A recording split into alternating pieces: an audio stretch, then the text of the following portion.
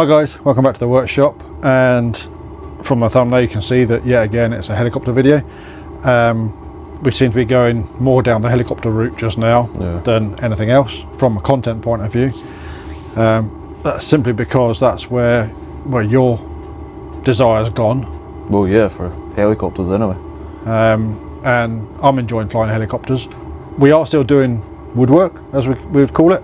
We've still got a fixed wing aircraft that we're building, but there is only so much space and so many hours in the day to be able to do it. But you've been desperate to get this one going for a while, so a little bit of a backstory with this.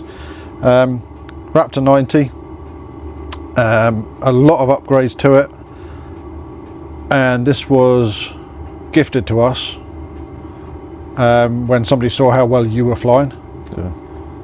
A fair while ago now. It's about a year ago, wasn't it? Yep. So we're filming this in late January, so it's about a year ago, January 25 when... We're in January 26, it was about January 25 when we got it. So it's been sat waiting for a while, but we're going to have to do the full check over, see what's wrong, see what's right, get it all set up before we can even start playing with it. It is complete in the sense that it's got the airframe, the engine, servos. I don't know what servos it's got. I have got a gyro for it somewhere. In fact, I haven't got a clue where that is just now. Is that in that box? Oh yeah, it might be in the box down here, yeah. In fact, that's most likely where it is. We have got a governor we can put on it, which I want to put on there to make it right. Yeah. But it's going to be steps at a time. So what we plan on doing in this video is just doing like the overview introduction to it, so that we can see what we've got and what we need to do and so on and so forth. So I'll bring you in a bit closer and you can see what we're seeing as we do it. Right, so we're going to bring you in a bit closer so you can see what we've got so far. I don't know what that is on there. Is that tape? Some sort of writing from what I can see. It feels like tape on there, so that's going to have to come off. But yeah, it's got a full metal head.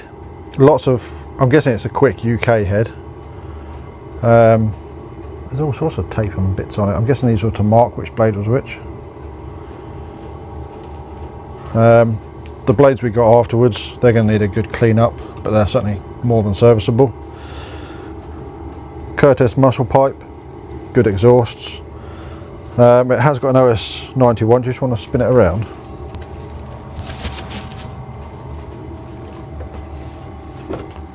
We need a bigger garage. So yeah, it has got the OS 91 SX. It's got the gold head. Somebody did tell me that they're a good one to have. I can't remember if they're not or not, if they are or not. Never had one. So we'll try and find out about that. Tail servos, I believe, a 9256. I can't see that. You'll have to have a look at that.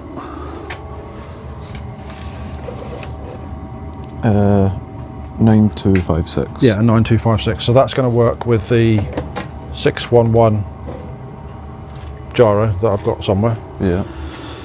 Yeah, so if we want to whip the canopy off, we'll see what we've got inside. The canopy is a little bit cracked, but I'm not too worried about it because we've got... It's a little bit more cracked now.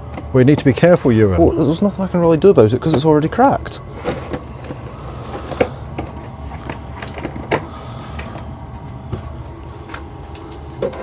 Right, so what have we got? 9202 on the aileron. There's lots of nice blingy metal parts. What's that? A 9202 on the elevator. Again, can't see everything else because it's going the other way. So I'm going to guess it's a 9202 round there. Can you see? Yes. Both of them are 9202s. I didn't even look at the top one. No, it's a 9303. 9303? Yeah. On which one? That one. And this one's a 9202. Right, so we need to see what the spec is of those. But that's all fairly standard, and to be honest, it looks as though it's quite clean. There's not much, apart from testing servos, which we can do. Somebody's taken a header tank out of it. So you can see from the plumbing there was obviously something here, but we can get a header tank to go on it, that's not a problem. The more fuel you can carry, the better, I think, for helicopters of this size. So I think what we'd do is just see if the servos work. We've got a servo tester. Oh, I've got a battery. Sorry? I've got a battery kicking about. Yes, we have got battery kicking around. I can see one over there.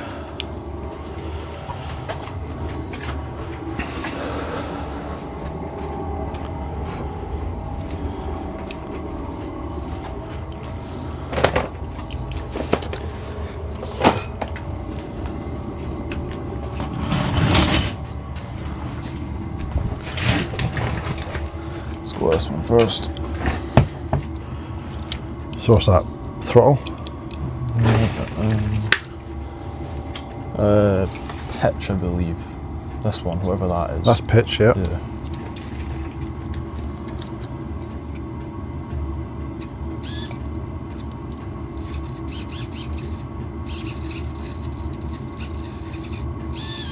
Seems alright. I think it's just the tester, to be honest. Well, try the other tester because one of them was dodgy. Probably that one. If we find out which one it is that's dodgy, we'll bin that one because they're cheap enough to buy.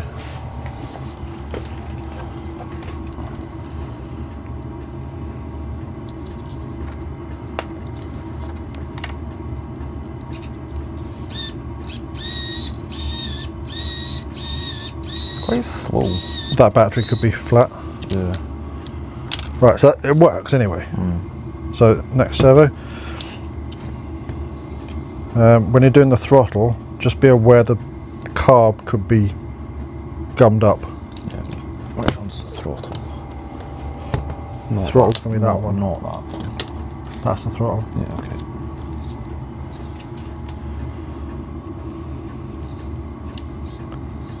Yeah, that's fine. Nice and smooth. Throttle.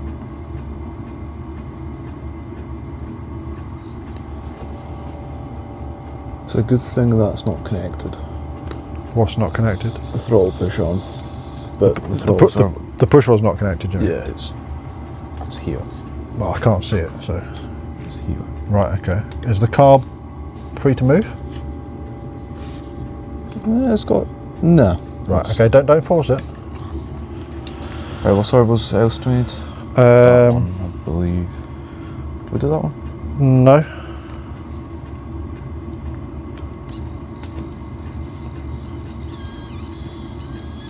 Works. Yeah, but I don't think it's centered properly by the looks of it. So we might have to play with that. We're going to play the whole thing. Yeah, yes. But you can see, I can see that's not vertical, Yeah. but that is vertical, and that one's vertical. So that push rod there, theoretically, needs lengthened. No, don't plug it into that one. It won't work properly, because the type of servo that is. Surely it would still work just enough to see if it works. Okay. No, it was a question. Yes, it will, but it won't. It'll be juddery. Yeah, well that's fine, as long as it is juddery, doesn't it?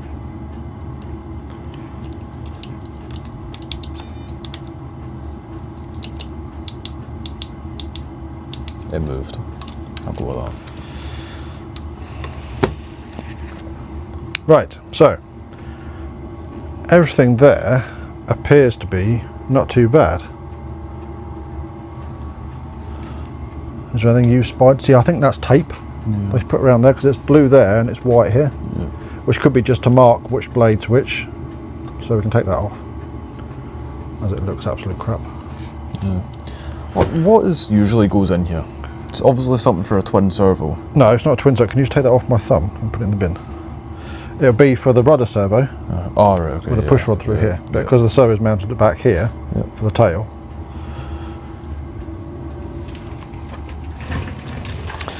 So everything seems to be working there. What I think we should do now is see about dropping the engine out and the tank out and seeing what we've got.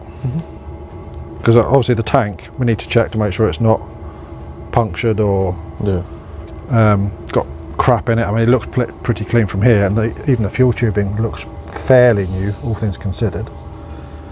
But it's not going to hurt to take it out.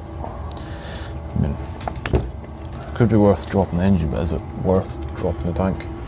You just said that. As you're going to be taking this apart to get the engine out, there's only going to be an extra 2 bolts to slacken off the undercarriage to strip that out. No. Just to look at it and check. It might be worth just doing the clunk line, getting a new piece of tubing on the clunk line so we know all the plumbing's good. We'll see what it looks like. So yeah, we'll strip all those bits out and come back to you and see what we've got. So, Ewan's got the engine out. It's got a couple of nice shiny bits on it. Some intentional nice shiny bits and some unintentional nice shiny bits. So this rubbing here is actually on part of the frame. I'm not overly worried about that because it's now bedded in, but it's also, even if that totally came off, it's not going to affect the running of the engine. The engine is, however, pretty solid, isn't it? Yeah. So what's your plan? Take the back plate off, take the plug out, get some penetrating oil into it and see if we can get it freed up. And possibly even some heat. Yeah. Okay. So we haven't even looked at the fuel tank yet, but as I said, the fuel tubing on it feels quite new and fresh, and there's not much gunk in the fuel tank itself, so I'm hopeful it's going to be alright.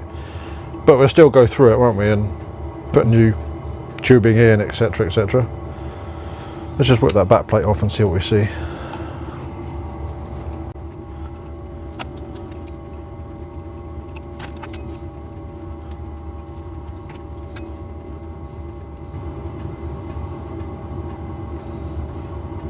Is it on there a bit tight?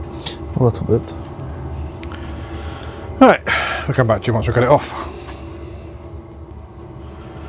Right, so the back plate needed a little bit of persuasion, bit of heat in this case, and the whole engine we found was C solid. But again, we've just heated the whole thing up, a lot of WD-40 into it, and we've got it to move. The bearings feel not too bad, do they? Yeah, it's the other issue. So what we found, if it's cool enough for you to hold, is we actually heard a knocking. I don't know if you'll be able to hear that on the microphone. You'll have to hold it up to your microphone to hear the knocking.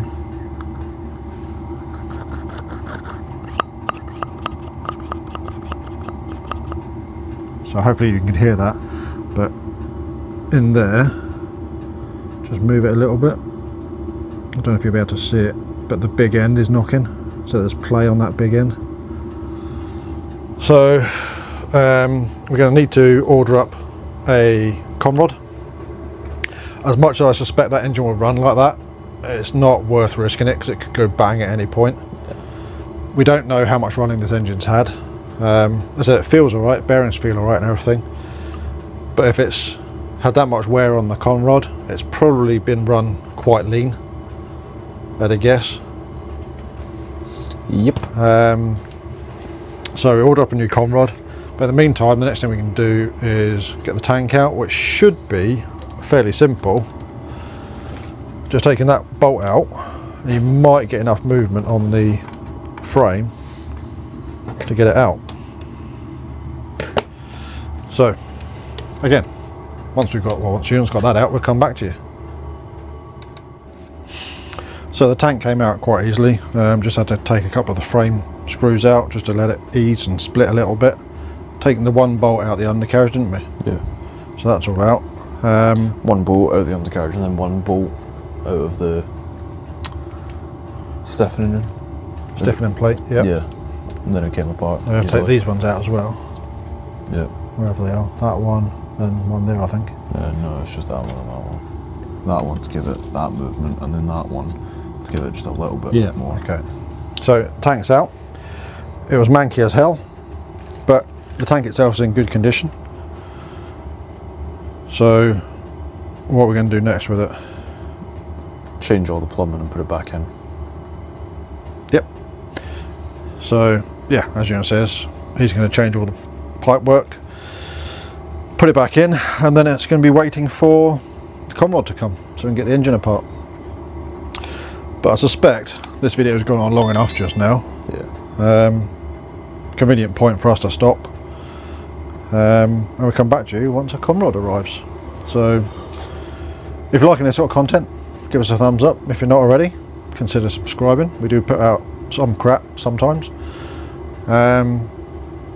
Any comments, please put them down below, positive, negative, we do read them all. But until next time, I'll see you all later. Bye.